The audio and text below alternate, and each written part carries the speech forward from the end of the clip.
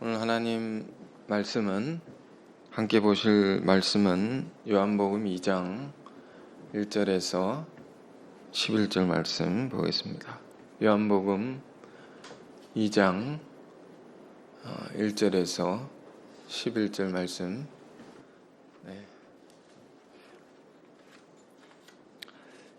찾으신 줄 알고 저와 여러분이 한 절씩 읽어보겠습니다. 사흘째 되던 날 갈릴리 가나에 혼례가 있어 예수의 어머니도 거기 계시고 포도주가 떨어진지라. 예수의 어머니가 예수에게 이르되 저들에게 포도주가 없다 하니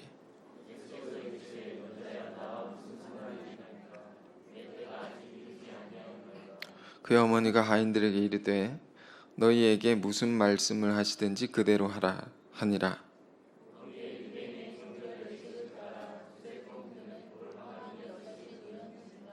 예수께서 그들에게 이르시되 항아리에 물을 채우라 하신즉 아귀까지 채우니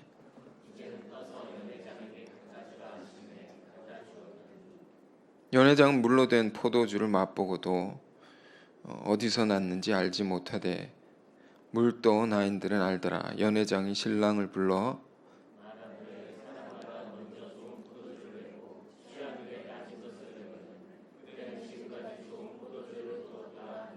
예수께서 이 첫 표적을 갈릴리 가나에서 행하여 그의 영광을 나타내심에 제자들이 그를 믿으리라. 아멘. 여러분 한 주간 평안하셨습니까? 네. 오늘도 이 말씀을 통해서 예배를 통해서 하나님이 주시는 귀한 은혜를 다 받으시기를 바랍니다. 오늘 말씀은 굉장히 우리가 많이 읽고 묵상했던 말씀인데요. 오늘은 좀 독특한 제목으로 또 이 말씀을 나눌까 합니다. 여자야 나와 무슨 상관이 있나이까? 독특하죠? 예수님께서 예수님의 어머니에게 하는 말씀입니다. 매우 이해하기 힘들고 어려운 말씀이죠. 뭐가 어렵습니까? 아들이 어머니께 어떻게 이런 말을 할 수가 있는가? 그 어렵죠. 그리고 또 이 말씀을 왜 하신 것일까? 이게 또 어려운 것입니다. 우리 이 본문의 이 사건에 관해서 참 많이 보았는데 이게 무슨 이야기입니까? 혼례의 이야기, 혼인잔치의 이야기죠. 성경에 혼인잔치에 관한 이야기는 뭘 뜻하는가 하면 천국에 관한 것입니다. 천국. 혼인이란 게 뭡니까? 사랑의 관계 속에서 하는 기쁨을 누리는 거죠. 천국이 바로 그런 곳이다. 깊은 사랑의 관계 속에서 많은 기쁨을 누리는 곳이 천국이다. 그 천국을 이루어가는 현장에 일어나는 일들에 관해서 우리는 이 본문을 통해서 아주 잘 배울 수 있습니다. 교회라는 것이 여러분 중요하죠. 교회는 어떤 곳입니까? 부름받은 자들의 공동체입니다. 부름받은 사람들. 이곳이 천국이다라고 성경은 말하고 있습니다. 물론 죽어서 가는 천국이 있겠죠. 또 뭐가 있습니까? 우리 마음에 임하는 천국, 그것도 있죠. 그리고 또 뭐가 있습니까? 이 마음의 천국을 경험한 사람들이 함께 모여서 이루어가는 세계가 있단 말이에요. 그것을 교회라고 하는 것입니다. 오늘날 사실 세상에 어떤 일이 일어난다 할지라도 하나님이 어디를 주목하실까요? 누구를 주목하실까요? 하나님은 모든 사람을 사랑하십니다. 그러나 주목하는 곳이 있다 말입니다. 특별히 교회라는 곳입니다. 왜? 하나님을 알고 하나님의 뜻을 아는 자들이 어떻게 살아가고 있는가? 그것이 어떻게 되어가고 있는가? 이게 하나님의 주된 관심일 수밖에 없지 않겠습니까? 응? 자, 그런 가운데 참 어떠한 일이 일어나느냐 말입니다. 응? 우리 이 요한복음을 보지 않습니까? 이 요한복음은 참 신비로운 말씀입니다. 신비롭다. 모든 말씀이 신비롭고 놀랍지 않은 말씀이 없겠지만 요한복음을 볼 때는 그 말씀에 이면성이라는 게 있습니다. 이면성. 표면적인 것이 있지만 이면적인 것이 있다. 뭐가 표면적인 것입니까? 오늘 본문의 이야기를 볼 때 예수께서 잔치집에 가셔서 물을 포도주로 바꾸어 내셨다. 기적이죠. 기적이 일어난 거죠. 응? 이 기적이 놀라운 기적이다 말입니다.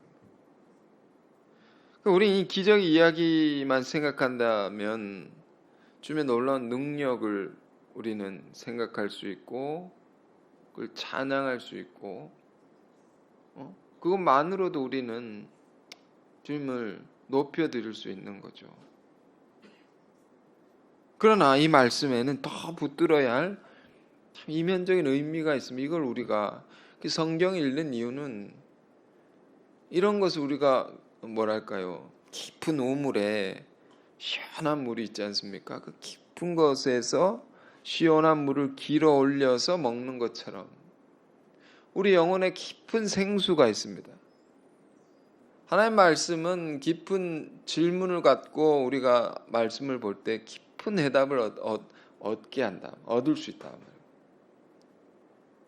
오늘 이 말씀을 그렇게 보길 원하는데 사흘째 되던 날 갈릴리 가나에 혼례가 있어 예수의 어머니도 거기 계시고 자, 오늘 이 이야기는 이렇게 시작합니다. 가나라는 곳이 있었다. 그런 지역에 어떤 사람의 혼례가 있었다. 결혼 잔치가 있다.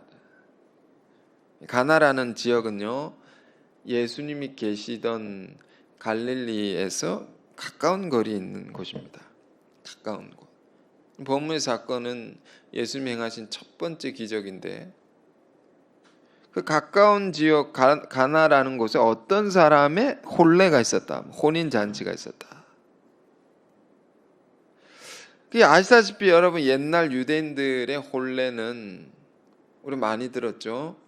오늘날 우리의 혼례랑 좀 다르다고 했습니다.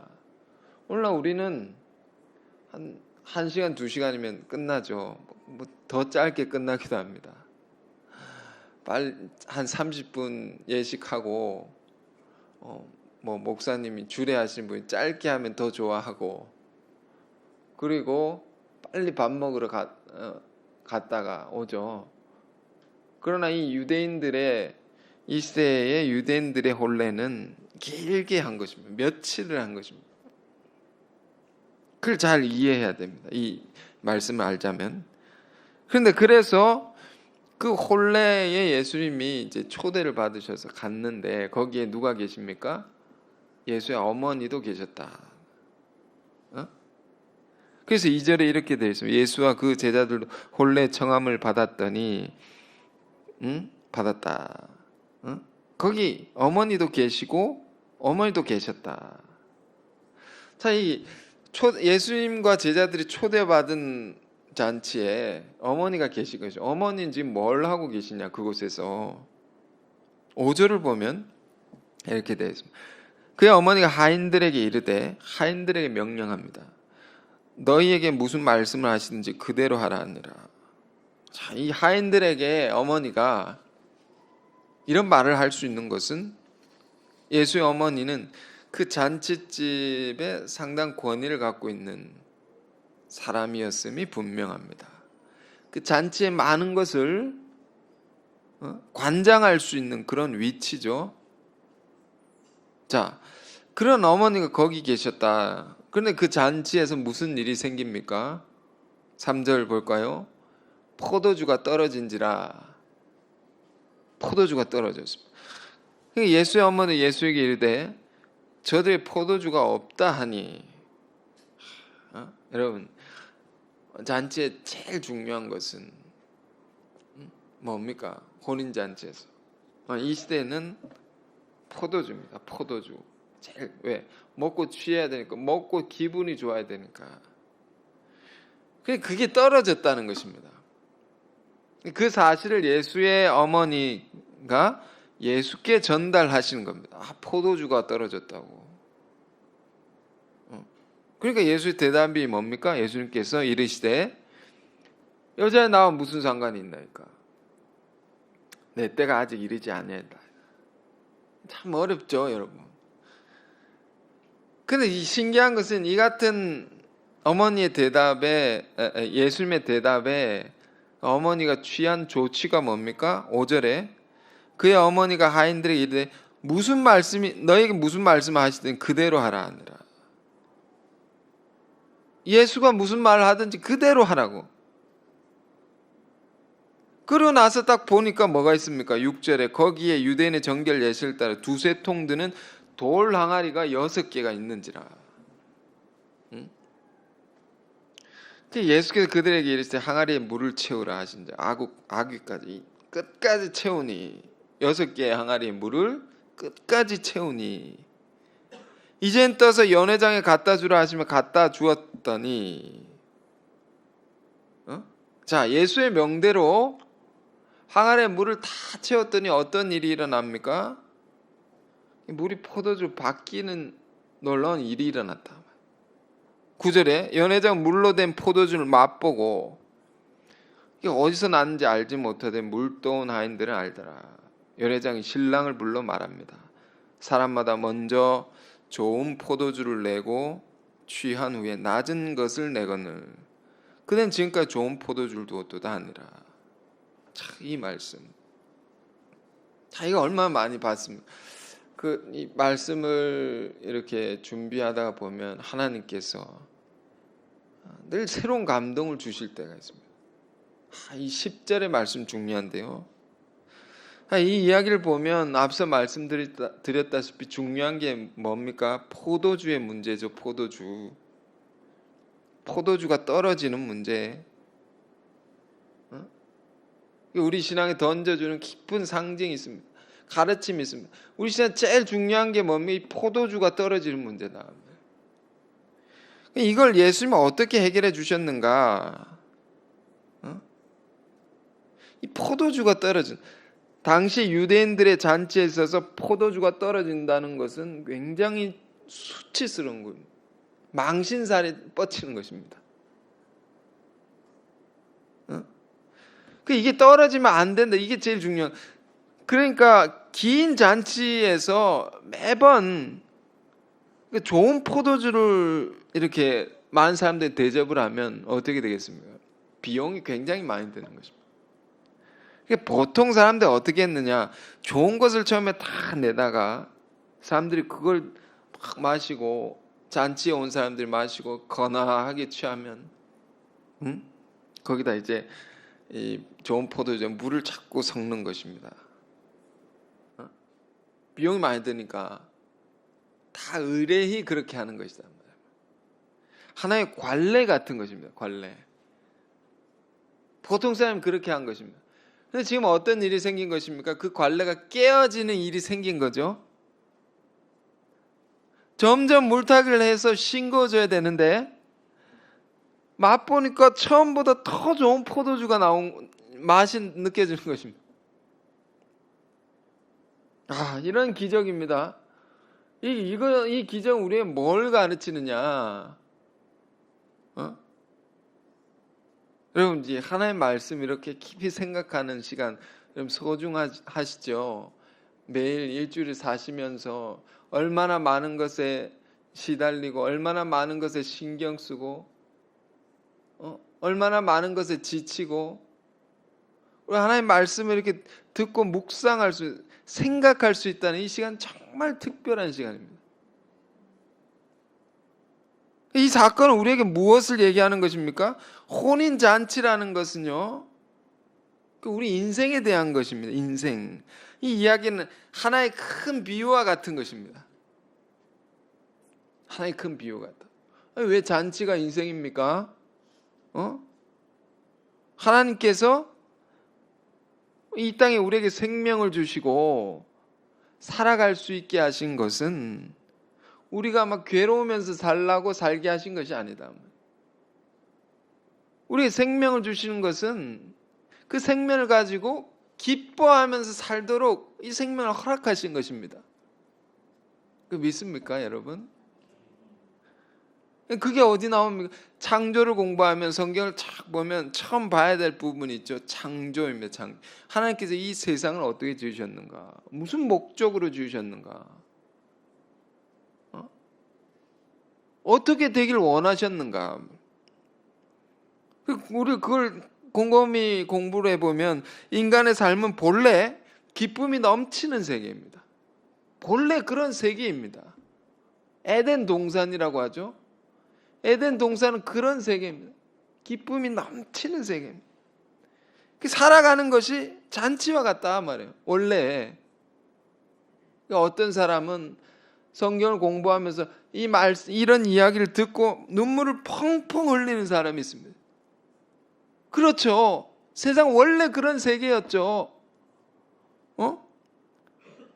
이 세상이 지금 잘못되어 있는 거죠. 감사하다고 눈물을 펑펑 흘립니다.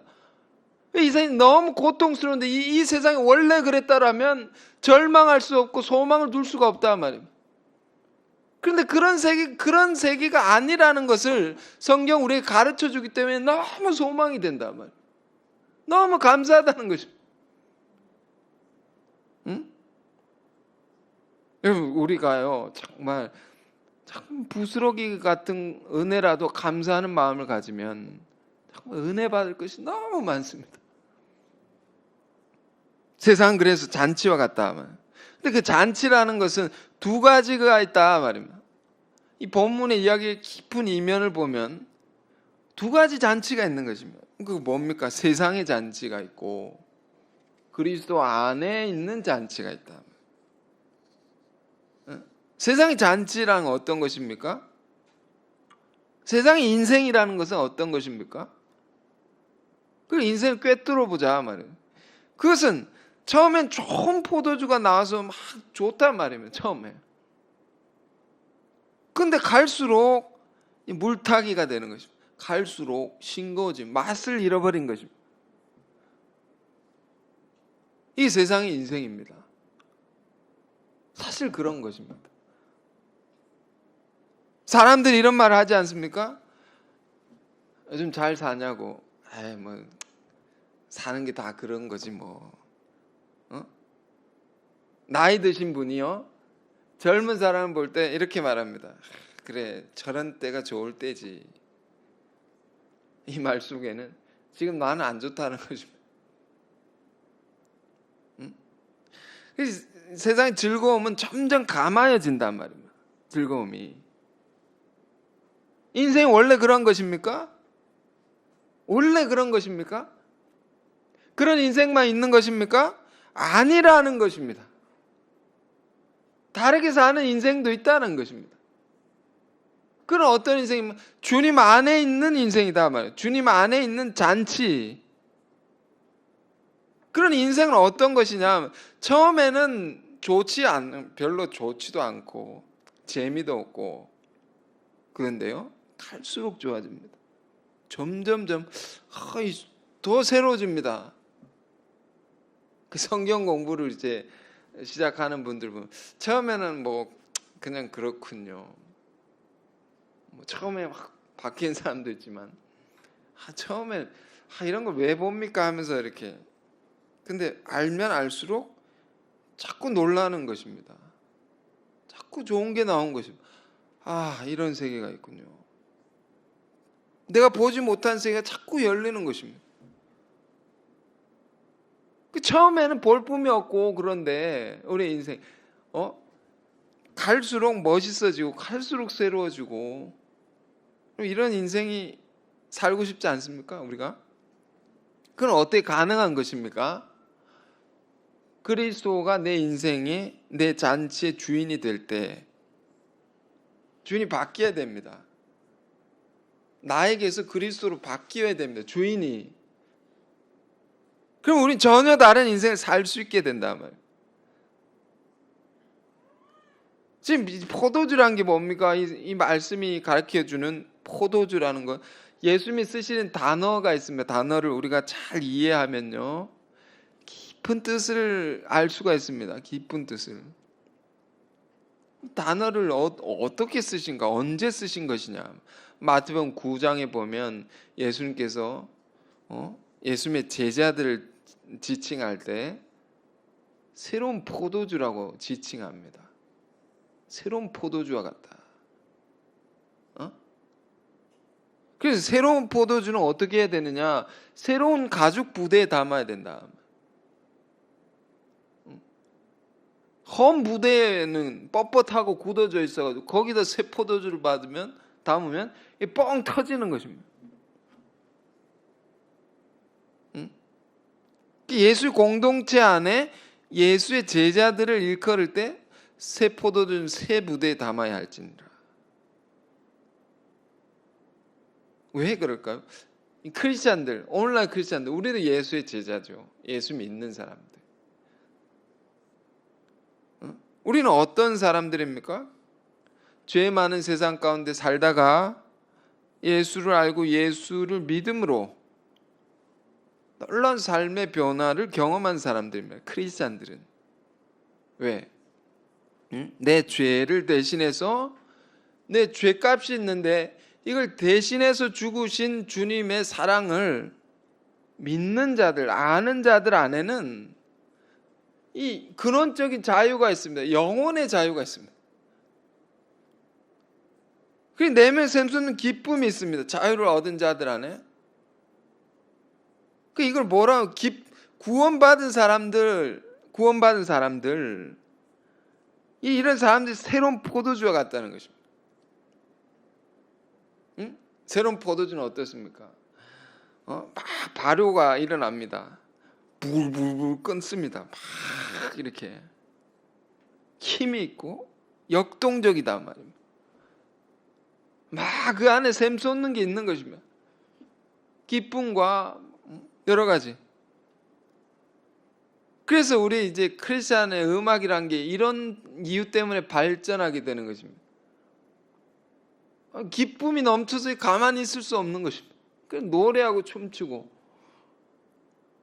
금요일에도 어떤 분에게 전화가 왔습니다. 어떤 분이 하나님의 말씀을 진지하게 이렇게 듣고 공부를 하면서 마음에 큰 자유를 얻었습니다.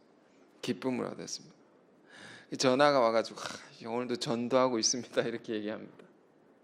이걸 가만히 내버려 둘 수가 없다. 전하지 않을 수 없다. 이 새로운 포도주와 같은 거죠. 반대말은 묵은 포도주도 있습니다. 부글부글 끓는 것이 없어집니다. 포도주는 포도주인데 가만히 있는 거예요. 지금 이 기적의 사건을 보십시오. 물을 포도주로, 이건 질적으로 바뀌어지는, 전혀 다른 물질로 바뀌어지는 것입니다. 물이 포도주로 되는, 이 물이 완전히 바뀌어지는 거죠. 고린도후서 5장 17절에 그런즉 누구든지 그리스도 안에 있으면 새로운 피조물이라. 이전 것은 지나갔으니 보라 새 것이 되었도다. 그리스도를 만난 자, 그리스도를 영접한 자 안에는 전혀 다른 인생을 살게 되어 있단 말입니다. 이것이 믿는 자들 안에 일어난 놀라운 기적이다 말입니다. 우리 이 기적에 대해서, 이런 극적인 변화에 관해서 우리는 정말 관심해야 됩니다. 우리 이전의 삶과 얼마나 달라졌는지, 믿는 사람들은요, 구원받은 사람들이 얼마나 달라졌는지를 아주 진지하게 보고 감사와 찬양을 하나님께 돌려드려야 됩니다. 우리 이걸 잃어버리고 살 때가 많습니다. 이걸 놓쳐서 또 다른 걸 놓치게 되고, 믿는 사람들은 이게 있단 말이에요. 극적인 전환의 때가 있는 것입니다. 혹 지금 우리가 믿는 자들의 삶이 어려움이 있다 할지라도요, 그것은 우리가 구원받기 이전의 어려움과 전혀 다른 것입니다. 전혀 다른 것입니다. 로마서 5장에 보면 구원받은 사람들 안에는 뭐가 있느냐, 여러 가지 은사와 축복이 있는데, 구원받은 사람들은 환난 중에도 즐거워하는 권세가 있다, 특권이 있다. 어려움이 오는데 즐거울 수 있다. 어떻게 그럴 수 있습니까? 그 이유를 설명합니다. 환난은 인내를, 인내는 연단을 소망을 이루는 줄 알기 때문에 우리는 환난 중에도 기뻐할 수 있습니다. 왜? 믿는 자들의 환난은, 어려움은 우리를 더 자라게 하는 것이기 때문에, 믿는 자 안에서 어려움은 더 좋은 세계로, 소망의 세계로 이끌어주는 환난이기 때문에 그게 놀라운 것입니다. 사실 믿는 사람들은 어려움이 닥쳐도 좋은 것입니다. 더 이걸 통해서 더 잘되게 하시는 거니까 이런 믿음이 우리 안에 있는 것입니다. 우리 교회 로마서 계속 보지 않습니까? 로마서를 꼼꼼하게 우리가 보는 게 중요합니다. 여러분, 잃어버린 감격을 다 회복할 수 있습니다. 요즘에 이제 말씀을 이제 들으신 분들에게 말씀을 가르칠 수 있는 그런 걸 돕는 프로그램을 하는데, 정말 여러분 중요합니다. 여러분 전하면서요, 가르치면서 더 은혜를 받습니다. 정말 그렇습니다. 우리 교회도 보면 우리 어린이부 이렇게 밑에서 예배를 드리고 또 가르치는 분들 있지 않습니까? 우리 교회를 보면 어린 아이들에게도 성경을 가르치는 분들이 막 은혜를 받으셔서, 더 큰 은혜를 받으셔서 다 선교사로 나갑니다. 그래서 선교사로 나갈까 봐 두려워서 이걸 안 맡으려고 하는 분들이 있는지 모르겠지만, 그만큼 하나님께서 은혜를 주시면 전할 때 듣기만 하지 마시고 전해 보십시오. 가르쳐 보십시오. 놀라운 일이 일어납니다. 듣는 것은 받는 겁니다, 여러분. 전하고 가르친 거 주는 거죠. 자꾸 받기만 하면요, 어떻게 됩니까? 이게 무거워지고, 몸도요, 자꾸 먹기만 하면 어떻게 됩니까? 비대해집니다. 지나니 건강해질 수 없습니다. 어떻게든 전해 보십시오. 이거 굉장히 여러분 인생이 달라질 수 있다. 자, 지금 무슨 얘기를 합니까? 이 비유를 통해서 우리 신앙에, 우리 믿는 자들에게 참 중요한 것 두 가지가 있습니다. 중요한 것 하나는요, 예수를 믿음으로 얻게 된 구원의 놀라운 은혜가 있다. 이걸 우리 늘 기억해야 됩니다. 이전과 비교할 수 전혀 다른 차원의 인생을 살 수 있게 된다는 것입니다. 이 기적입니다. 이 기적을 감사할 수 있는 자들이 돼야 돼요. 믿는 자들은요. 그런 은혜만, 그런 축복만 있느냐? 또 한 가지가 있다 말이면, 그건 뭡니까? 그게 이제 10절이 가리키는 것인데, 말한 사람마다 좋은 포도주를 내고 취한 후에 낮은 걸 내고, 그대는 지금까지 좋은 포도주. 자, 이게 믿는 사람들 안에 계속해서 일어나고 있는 것입니다. 계속 좋아지는 것입니다. 계속 새로운 것이 나오는 것입니다. 여러분 인생에 사도 바울은요, 로마서 8장에 이런 말을 합니다. 하나님께서 미리 아시고 정하신 자들을 부르시고, 부르신 자들을 의롭다 하시고, 의롭다 하신 자들을 또한 영화롭게 하셨느니라. 믿는 자들에게는 막 은사, 선물 같은 것이 계속 주어진단 말이에요. 축복이 계속 더하여진다, 이런 말입니다. 그래서 영화로운 자리, 제일 영광스러운 자리까지 계속 하나님께서 이렇게 이끌어가 주신다. 그러니까 어떤 인생이 그렇다는 것입니까? 그리스도가 내 잔치의 주인이 돼야 됩니다. 그리스도가 내 인생의 나의 주인이 되어서 그리스도께서 나를 다스림을 받는, 뭐라고 합니까? 2장 5절에 그가 무슨 말씀을 하시든지 그대로 하라. 그런 우리의 인생이 될 때 자꾸 이런 세계가 열립니다. 자기 마음대로 살지 않고요, 주님의 말씀을 따라서 잘 가면 막 새로운 걸 열어주십니다. 자, 그 반면에 세상의 인생은 어떤 것이냐 말이에요. 자꾸 감아야지죠. 이렇게 그래프를 보면 계속 떨어지는 것입니다. TV 어느 프로그램에 유명한 배우가 나왔습니다. 결혼한 지 17년이 되었습니다. 아주 유명한 가수와 결혼한 연예인인데 결혼 생활이 어땠냐? 그 즐거움은 딱 7개월입니다. 딱 7개월밖에. 그 이유는 살아가는 거죠. 그냥 원래 그런 것입니까? 아니다 말입니다. 그리스도 안에 결혼 생활은요 계속 더 좋아집니다. 더 기쁨이 나죠. 더 이게 그렇게 살 수 있다는 것입니다. 다 인생이 이렇게 떨어지는 게 아니고요. 또 어느 나이든 연예인, 나이든 유명인은 그렇습니다. 젊을 때 화려하게 살다가 나이가 들어가지고 병이 걸려가지고 죽게 되었습니다. 밖에 나오지도 않고 유언을 남기는데 내가 죽을 때 아무도 나를 찾아오지 않게 해달라고. 네 추한 모습을 보이고 싶지 않다. 그러면서 죽었습니다. 화려한 인생에서 비참한 죽음에 이르기까지 얼마나 인생이 그런 것입니까? 따지고 보면 인생이 다 그런 것입니다. 연예인들만 그런 게 아니고요. 모든 인생이 그런 것입니다. 화려하고 빛나게 태어나서 왕같이 태어나서 개처럼 죽는 게 인생이라고 누가 그런 말을 하지 않습니까? 아기를 보지 않습니까? 우리가 이제 아기 계속 낳는 장려 운동을 하는데 아기를 보면 막 빛이 납니다. 그 아기를 볼 때 많은 기대와 소망을 두게 되고 이 애가 얼마나 하나님의 영광을 드러낼 것인가 그런 걸 보지 않습니까? 모든 인생 믿는 자의 아기도 아닐지라도 다 모든 아기는 아름답고 예쁘고 그럼 그 마지막에 어떻게 되느냐? 초상집에 가면 어떻게 되어 있습니까? 깊은 어둠과 추하게 늙어져 죽는 것입니다. 이게 인생이라는 것입니다.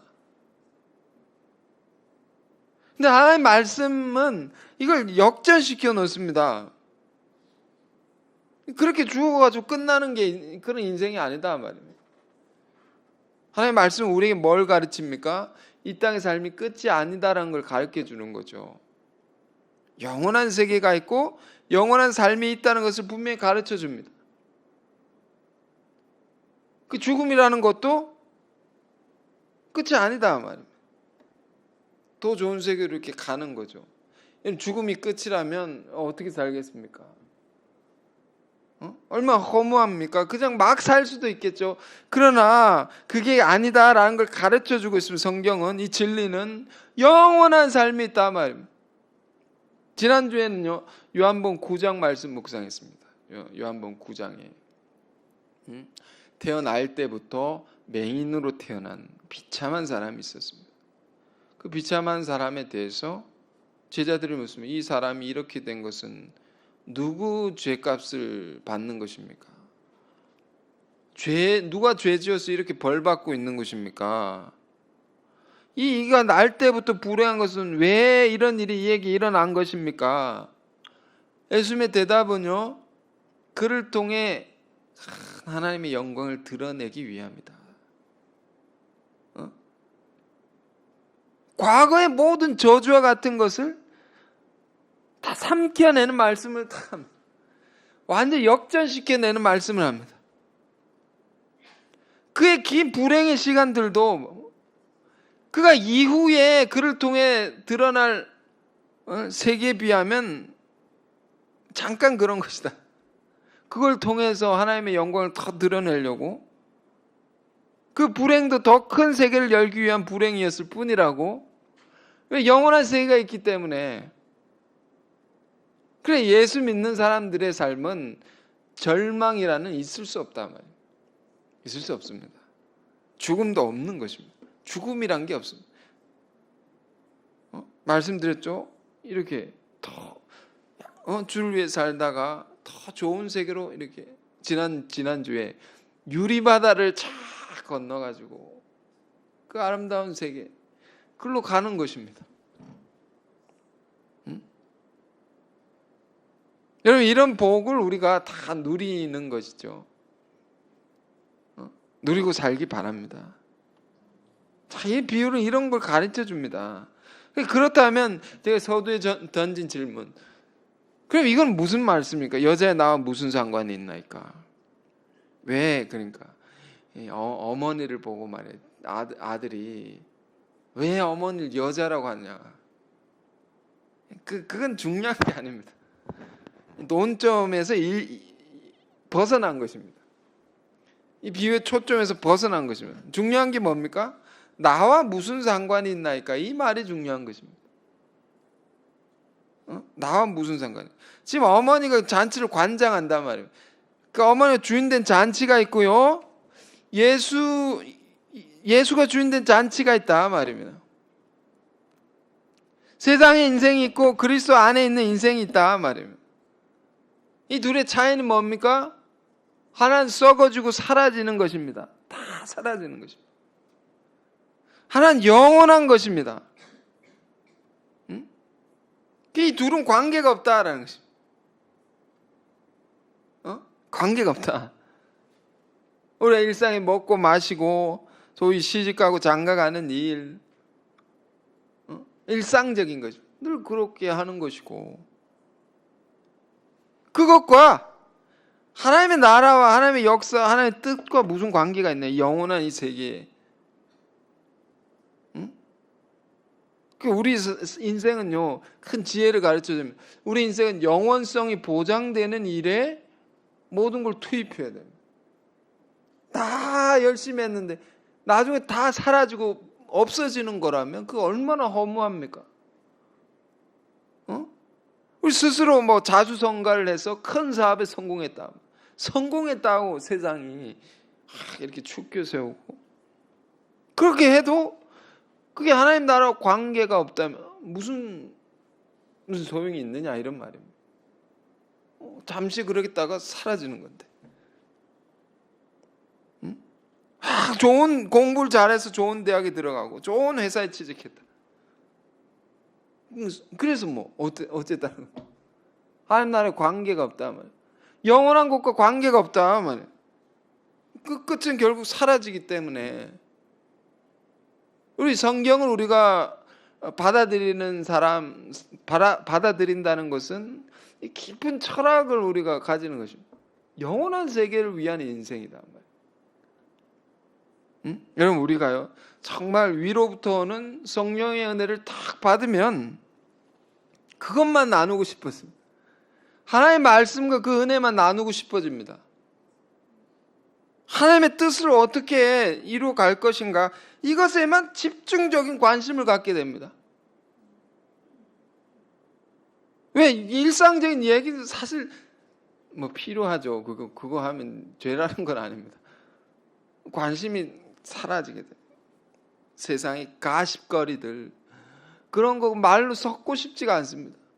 은혜를 받으면 그걸 더 얘기하고 싶고. 왜?